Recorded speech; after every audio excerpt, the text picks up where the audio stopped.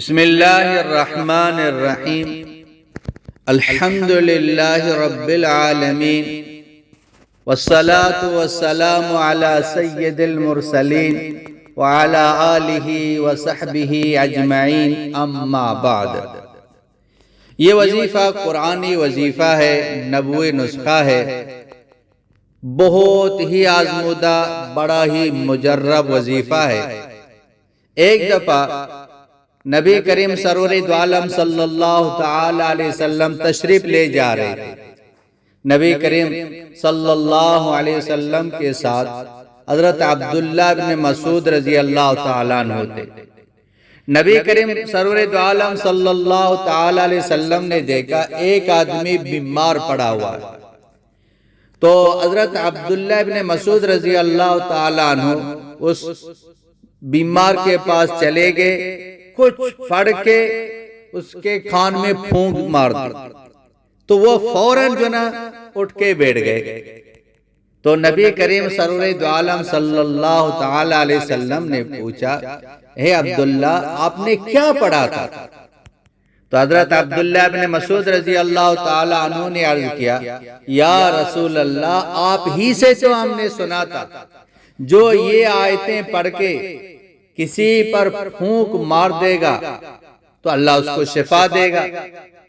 تو نبی کریم سرور دو عالم صلی اللہ علیہ وسلم کا جواب سنیں۔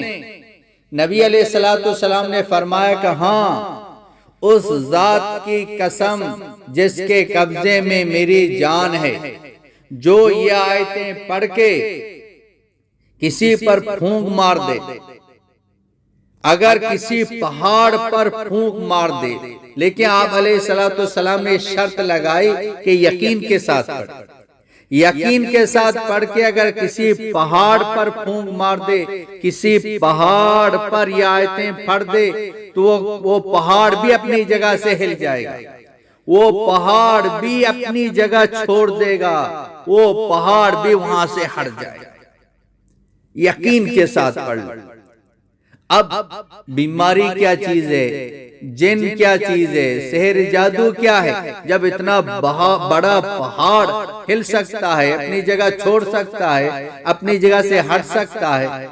تو یہ چھوٹی موٹی بیماریاں، یہ بلائیں، تو لہٰذا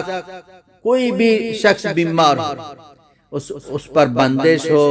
اس پر سحر ہو، کوئی جادو ہو، کوئی جن ہو،